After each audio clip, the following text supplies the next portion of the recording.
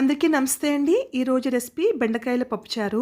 చాలా క్విక్‌గా, సింపుల్ మెథడ్‌లో చాలా టేస్టీగా ఎలా తయారు చేయాలనేది ఈ వీడియోలో మీకు చూపించబోతున్నాను. మరి ప్రాసెస్ చూద్దామా?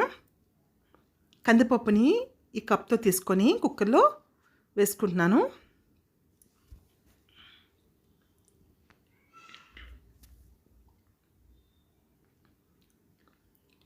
ఇప్పుడు వాటర్ పోసుకోవాలి. వాటర్ వేసుకున్నాక వాష్ చేసుకోవాలి.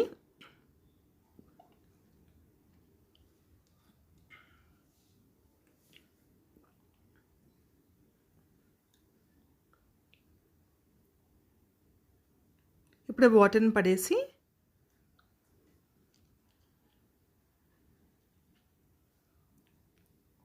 ఇందులోకి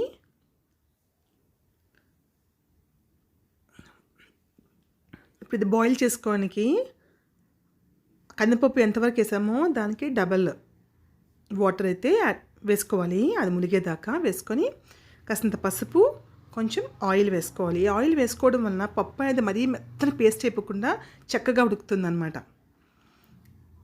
ఇప్పుడు స్టవ్ ఆన్ చేసుకొని కుక్కర్ని స్టవ్ మీద పెట్టుకుంటున్నాను. పెట్టుకొని ఒక 3 నుంచి 4 విజిల్స్ కొట్టించుకోవాలి.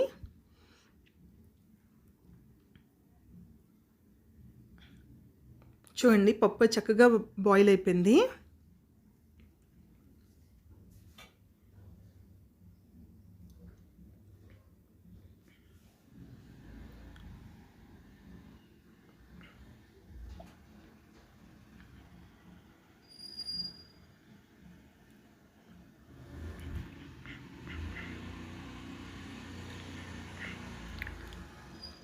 పప్పునైతే ఒక గిన్నెలోకి ట్రాన్స్ఫర్ చేసుకున్నాను నేను. ఇప్పుడు అందులో నుంచి కొంచెం పప్పు తీసుకొని ఒక పెద్ద సైజు బాండీలో వేసుకుంటున్నాను. అందులో నుంచి ఒక 5 నుంచి 6 గరిటెల పప్పు వేసుకున్నాను. వేసుకొని మీడియం సైజ్ టొమాటోలు ఒక 3 తీసుకున్నాను. తీసుకొని చిన్న చిన్న ముక్కలుగా కట్ చేసి వేసుకున్నాను. అలాగే పచ్చిమిర్చి నిలువుగా కట్ చేసి వేసుకోవాలి. ఉల్లిపాయలు సన్నంగా తరిగి వేసుకోవాలి. అలాగే చింతపండు రసాన్ని మీరు తినే టేస్ట్ బట్టి, పులుపు ఎక్కువ తినేవారైతే కొంచెం ఎక్కువ చింతపండు రసాన్ని వేసుకోవాలి.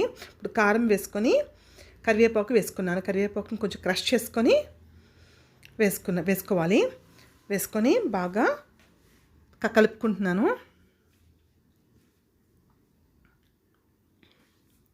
ఇప్పుడు టేస్ట్కి సరిపడే సాల్ట్ యాడ్ చేసుకుంటున్నాను. మరొకసారి పప్పుచారు అంతా కూడా కలుపుకోవాలి.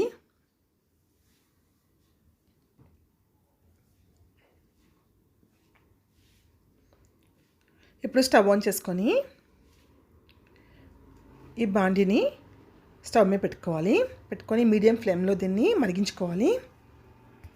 ఈ పప్పుచారు ఎంత ఎక్కువసేపు మరిగితే అంత టేస్టీగా ఉంటుందన్నమాట. అందువలన బాగా మరగనివ్వాలి.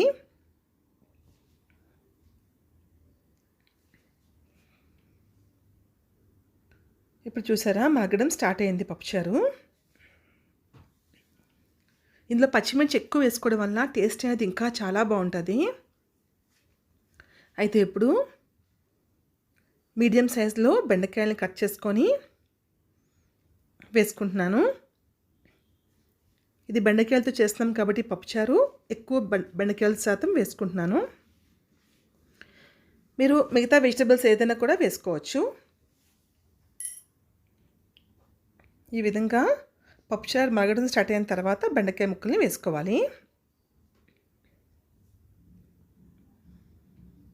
ఇప్పుడు మీడియం ఫ్లేమ్లో దగ్గరగా ఒక 10 నుంచి 15 నిమిషాల వరకు దీన్ని మరిగించుకోవాలి.